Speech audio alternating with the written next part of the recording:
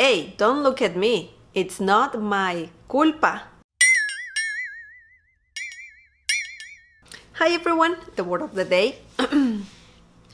The word of the day is culpa. Culpa.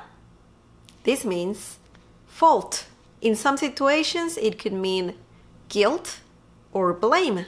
Culpa is feminine, so you can say la culpa or una culpa.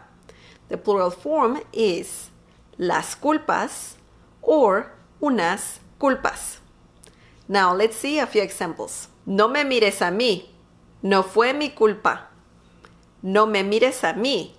No fue mi culpa. La culpa la tienes tú. La culpa la tienes tú.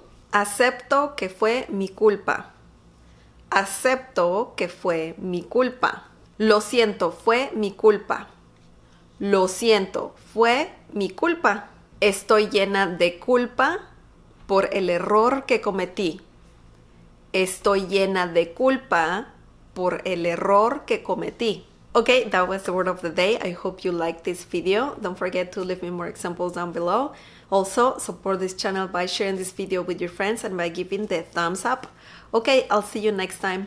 Bye!